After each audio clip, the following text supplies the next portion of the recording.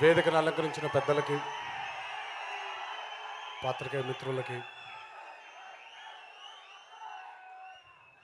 ఎల్లప్పుడూ మా వెంటే ఉండి ముందుకు నడిపిస్తున్న అభిమాన సోదరులందరికీ నా నమస్కారాలు. మామూలుగా ప్రతిసారి ఏం మాట్లాడాలో క్లారిటీ ఉండేదండి, కానీ ఎందుకో ఈ మధ్య ఏం మాట్లాడాలో అర్థం అవట్లేదు. మొన్న ఎప్పుడో అదే అంటున్నాను కళ్యాణంతో మాట్లాడుతూ, ప్రతిసారి చెప్పే మాటే ప్రతి ఆడియో ఫంక్షన్లో, సినిమా బాగుంటుంది, బ్రహ్మాండంగా చేసాము, అద్దరగొట్టేసాము, ఇరక్కొట్టేసాము.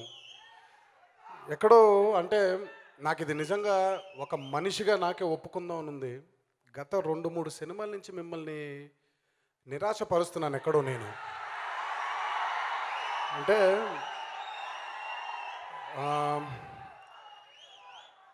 కాకపోతే నా ధర్మమే అది. కట్టుకున్న భార్యని ఎంత బంగారంగా చూసుకోవాలో, కన్న బిడ్డని ఎంత బాధ్యతగా చూసుకోవాలో దేవుడు నాకు అప్పచెప్పిన మీ అభిమానులందరినీ కూడా ప్రేమగా చూసుకోవాలి.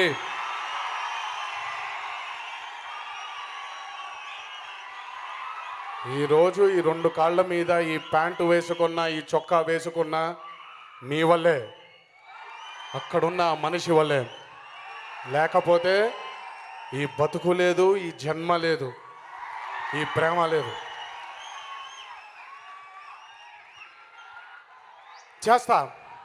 చేస్తూనే ఉంటా, మీకు నచ్చే వరకు తీస్తూనే ఉంటాను, చేస్తూనే ఉంటాను. నాకు హిట్టులు ఫ్లాపులు వద్దు. మీకు ఎగరేసుకొని నందమూరి అభిమానైన ప్రతి ఒక్కడు ఈ భూమి మీద తిరగాలనేదే నా కోరిక. మొదటి కోరిక జనవరి మొదలెట్టాడైనా. రెండో కోరిక టెంపర్. ప్రతి సినిమా కష్టపడి చేశాను, కానీ ఈ సినిమానే కసితో చేశాను. ఆ కసికి కారణమే మీరు. నచ్చుద్దనే అనుకుంటున్నాను, భావిస్తున్నాను. నచ్చకపోయినా పర్లేదు, ఇది కాకపోతే ఇంకోటి, అది కాకపోతే ఇంకోటి, అది కాకపోతే ఇంకోటి, మీకు నచ్చే వరకు, కాలర్ ఎగరేసుకొని మీరు తిరిగే వరకు చేస్తూనే ఉంటాను.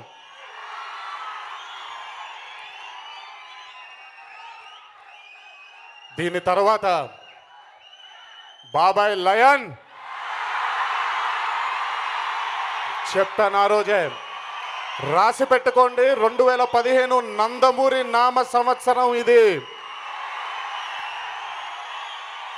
ఇది జరిగి తీరుద్ది, జరిగి తీరాలి అని నేను నమ్మే భగవంతుడు,